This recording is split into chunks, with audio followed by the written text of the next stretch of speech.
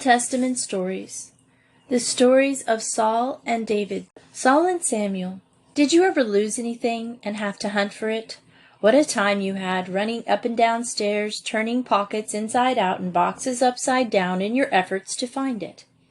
Our story for today is about a man who had lost something too large to be kept in a drawer or laid carefully away on the shelf. Something you couldn't even keep in the house. It was a drove of donkeys. There's some comfort in hunting for something that will stay in one place until you can find it. But just think of hunting for something that keeps walking away from you all the time. That was the work of Saul and his servant had to do. Go uphill and down across fertile meadows and rocky plains to hunt for his father's donkeys. If the animals were thirsty, they would be down by the riverside. They may have hidden themselves in the woods to keep away from the noonday heat, or, what was annoying to think about, that the donkeys may have broken into somebody's wheat field and been eating the grain. What a bill of damage that would make for Saul's father. Saul and his servant must have been away from the house for a long time, so long that Saul thought his father would surely forget the donkeys and begin to be anxious about him. "Let us go home," he said to his servant. "No," replied the servant. "Here is a man in this city who knows everything. Perhaps he can tell us where our donkeys are." Saul did not like to ask a favor of the man of God, the wise man, without giving him a present. Saul and his servants had eaten all their food, and they had nothing else to give the seer. Seers were people who knew a great deal about everything, and especially about God. What should they do? They were far away from home, and the seer right in the city near them. It seemed a shame to turn away without consulting the wise man. Saul's servant must have turned the pockets of his belt inside out, for he found some money and told Saul that he had it in his hand. The city on the hillside must have been a large one, for it had a wall round it. Saul and his servant tramped up the hill to the city gate. There was a well of sparkling water close by. Some girls were drawing water from the well. "Is the seer here?" Saul asked them. "He is. Make haste and enter the city. You will meet him coming out," replied the girls.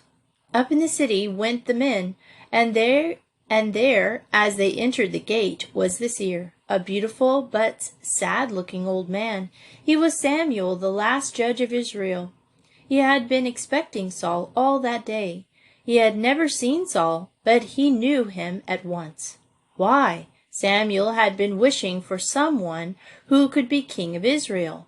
All that day before he had prayed that God would send a man to him who could be king. God had answered. He always does answer our prayers, if they are earnest. When we are earnest, we really mean what we say. "Tomorrow, about this time, I will send thee a man to be a prince over my people," was the message God sent to Samuel. And here he was coming straight to Samuel and asking about the donkeys.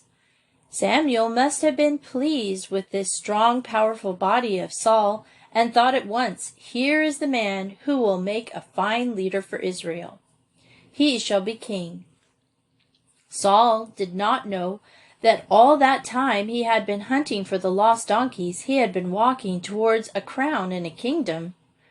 We do not always find what we are hunting for, but often we do find something much better. Saul did. Saul, Samuel, and the servant went up to a very top of the hill and ate their dinner. Samuel had been so sure that the new king was coming that day that he had told the cook to have some especially good meat ready for Saul. He and his servant must have been hungry. 3 days they had been away from home with nothing to eat except the food they had carried in their pouches. Dinner was soon over. It was growing late, so they must go down into the city. If they stayed outside until after the sunset, the gates of the city would be shut, and all of them would have to sleep on the hills until morning. Where do you suppose Saul did sleep? On the housetop, Strange place, wasn't it? In that hot country, people liked to lie on the flat housetops after the sun went down. That was the best place to get the cool night breezes. Morning time came, and off went Saul and his servant. Samuel bade them both good-bye, but how he said good-bye is another story. And those lost donkeys? You do want to know if Saul found them. Samuel had said to Saul when he met him, As for thine donkeys that were lost, set not thy mind on them, for they are found. Israel's first king. The Hebrews wanted a king. All their neighbors had kings to rule over them. It is all very well for people to be without a king when they live in tents and keep moving all the time. But the Hebrews had stopped wandering about. Many of them had built cities and were living in houses. Some of them owned land and had fruit orchards and wheat fields. The hillsides were covered with olive yards and beautiful vineyards. The Israelites, who were the Hebrews, were growing rich, and the desert people roving about like robbers were always tormenting them. The king and his soldiers would spend their time fighting, while the people stayed at home caring for their cattle and their fruit fields. One Hebrew did not want a king. He was Samuel, the judge of Israel, who believed that trusting in Jehovah, God, was better than trusting in king. Samuel was an old man with long white hair and a beard. He had taught the people to do the very things that had made them rich. But the richer the people grew, the more wars they had to fight, because other countries tried to take their land and their cattle away from them. Now that Samuel was old and people wanted a king instead of a judge, a king would know much better than Samuel how to fight battles. Do you wonder that Samuel was sad? I do not think he was sorry because the Hebrews wanted a king. They must have someone to rule over them. Samuel had 2 wicked sons, so bad that the people would not let them be judges. Now you know why in our last story Samuel's face was sad. He must choose a king, although he did not want one. He had told the people that it was God and not kings and soldiers who really helped them win. But when folks, big or little, are determined to have their own way, sometimes it is best to let them have it. So Samuel had prayed. No one in Israel prayed as Samuel did. He had asked God to send him a man who could be king and rule over the people, and Saul came. He was God's answer to Samuel's prayer. Saul was handsome, a young man so large and tall that you would have called him a giant. The Hebrews liked big men. Such beauty and bigness, they thought, must come from God, so they called Saul the chosen of the Lord. Saul was very much surprised to be chosen king. He had cared for his father's donkeys and had plowed his father's fields. He was a farmer, really, but a good farmer can also make a strong soldier. The king of Israel must be a soldier, for he would have so much fighting to do. You remember why the Hebrews asked for a king and said, "We will have a king, that our king may fight our battles." Samuel was not a soldier. The morning after Saul had slept on the housetop, Samuel called him early and sent him home to his father. Samuel and Saul talked down in the city gate together, the sad, disappointed old man and the handsome young giant, Saul. When they reached the gate, Samuel did something you would have thought strange. He told Saul to stand still, and then he poured over Saul's head a bottle of oil. Samuel gave him a kiss and called him king. Poor Samuel. When he anointed Saul as king, he expected to guide him as he had guided Israel. He would show Saul how to be a good king. But Saul was like the rest of the Hebrews. He wanted his own way. He loved Samuel and wanted him as a friend, but he did not care enough about him to listen to his advice. The Hebrew people never had but 3 good kings. I am sorry to have to tell you that Saul was not one of them. Samuel must tell the people about their new king and must show him to them before Samuel's work was over. He made a great feast. Every Israelite was invited. Saul came with his family. Every one of his relatives must have been there. Once more Samuel told the Hebrews that they were making a great mistake in asking for a king. Some day they would be sorry and wish they had remembered God and trusted in him. But the people would not listen to Samuel. They looked at Saul, who was head and shoulders taller than any of them. How proud they were of this grand-looking man. Surely he would know how to fight their battles and be able to shout a song of victory. Surely a big man like Saul would always win. The wicked neighbors who were always tormenting and robbing them would now be driven away. The Hebrews came forward and greeted their new king. "Long live the king!" they cried. Saul was now ruler over Israel, and Samuel's work was done. The Hebrews had their king. Mad King Saul. Saul was a great fighter. He was big and strong and was not afraid. He led the Hebrews out to battle and drove away many of their bad neighbors. Some of them wicked neighbors came with their camels and their tents and their chariots and camped on the Hebrews' land. The Hebrews were frightened. They were so afraid that they promised to be servants of those bad neighbors. But the wicked neighbors were spiteful. They were always doing horrible, cruel things. The captain of that bad man said to the Hebrews, "If you will let me put out all your right eyes, I will make peace with you." Nobody wants to lose an eye. The Hebrews didn't. "Let us think about it for a week," said the Hebrew elders. Off they posted to Saul's home and told him the terrible trouble they were having. Saul was dreadfully angry. How glad he was that he had strong arms. He would go after those bad neighbors and punish them for their wickedness. I don't believe the wicked neighbors knew the Hebrews had a king who could raise a big army and drive them out of the country. Just imagine the cruel men in their tents sharpening their knives with which they intended to cut out the eye of the Hebrew men. But they never used those knives. Saul and his soldiers fell upon them and drove them away. Of course the Hebrews shouted with joy. They were sure now that they had been wise in asking for a king. Poor King Saul! He knew how to fight battles, but he did not know how to rule his kingdom. A boy with a pair of skates and no feet is no worse than was King Saul. He had something, a kingdom, that was only a burden because he did not know enough to take care of it. When you move your hands and your feet, those little heads of yours tell you how to do it. Saul had a handsome head, but the thinker inside of it was always telling him to do things that were wrong.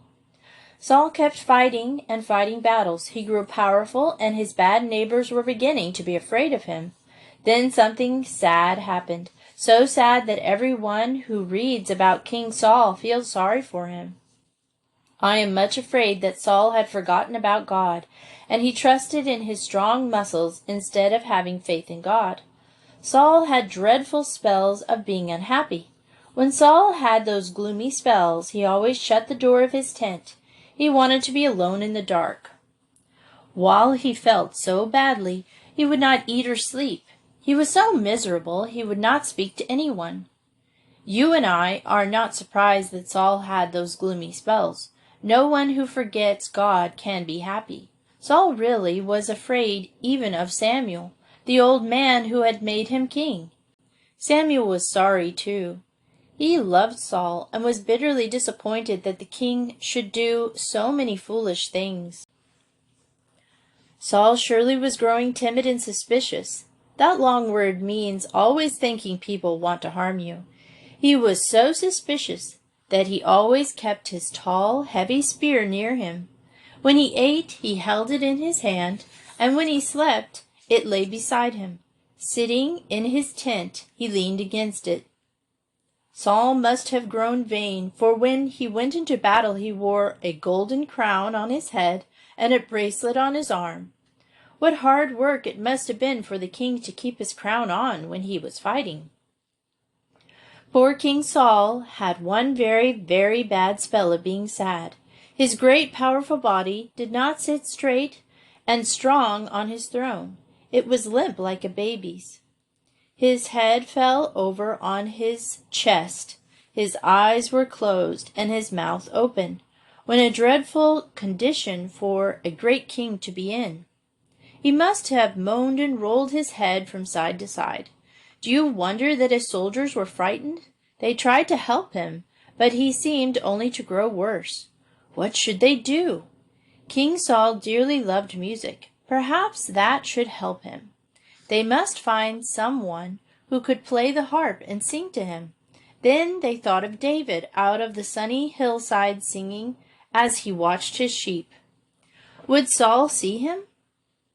Yes, the king wanted them to send for the boy. David came, his sweet face bright and cheery. His kind eyes were full of love for everything.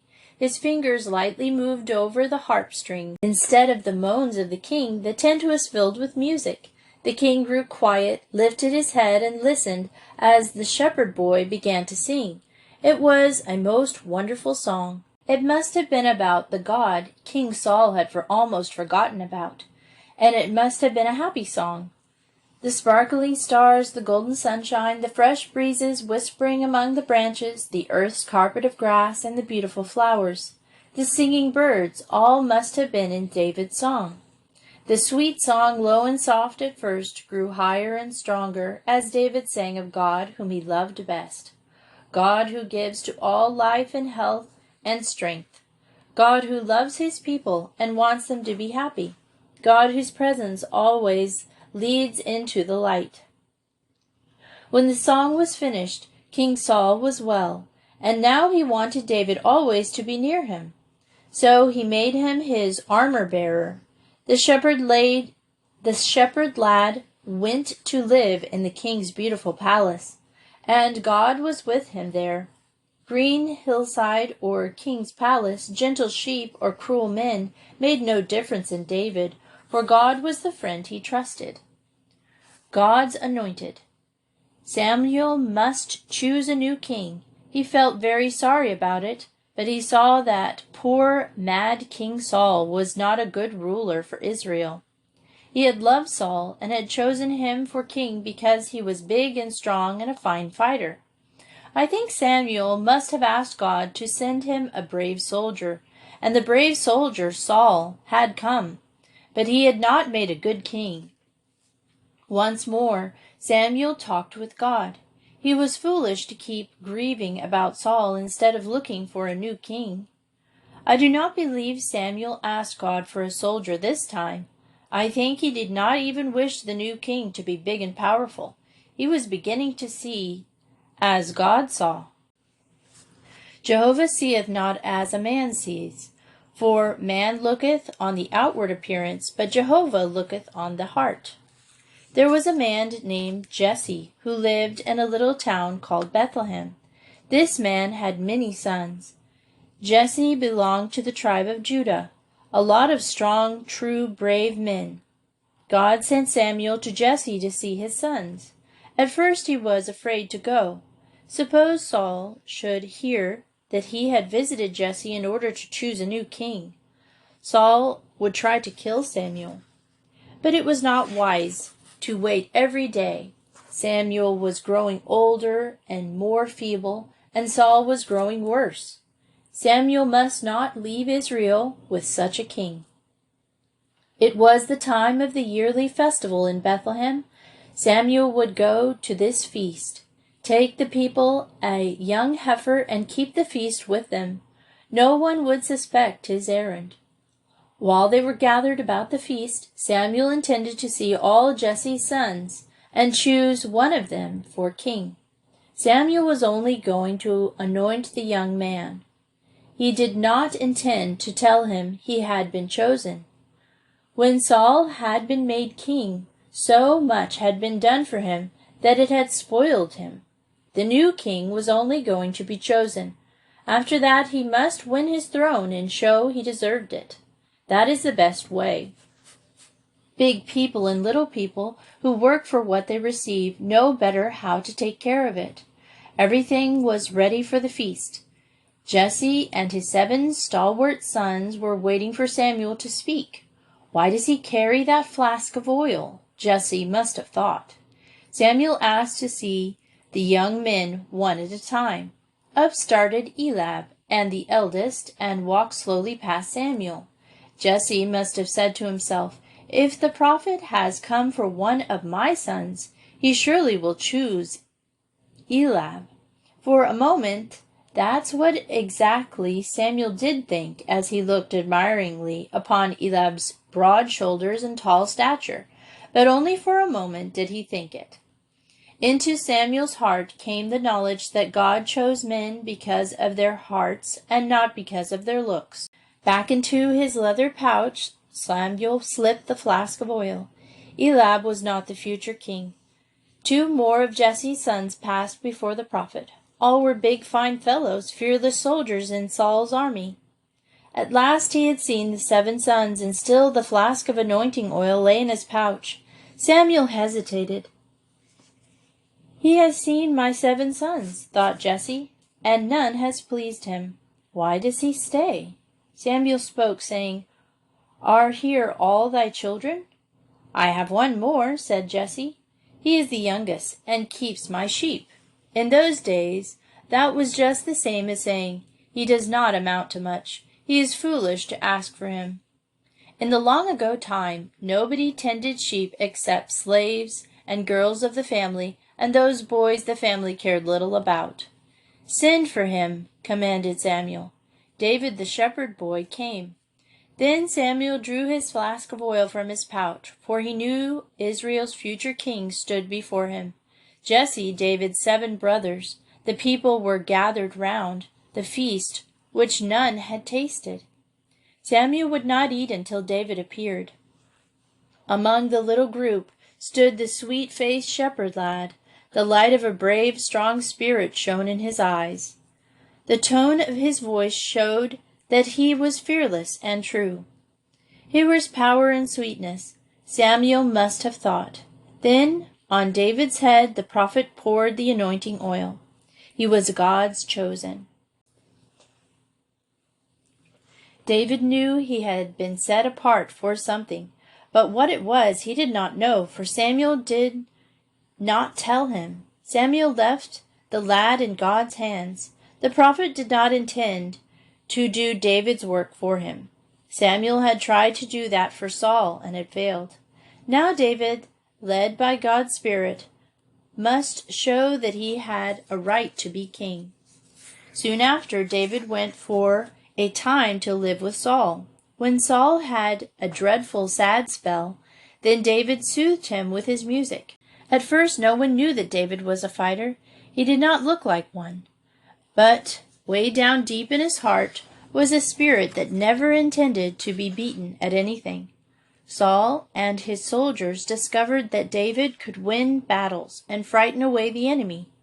One time David won a great victory. On his way home, some woman sang to Saul and his soldiers, "Saul hath slain his thousands, and David his 10,000s."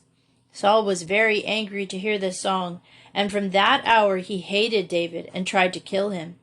During all his life he tried to harm David, but he could not hurt him, for David was to be the next king. God had anointed him. And there's more to David's story that we don't have time to get to today, so come back for part 2.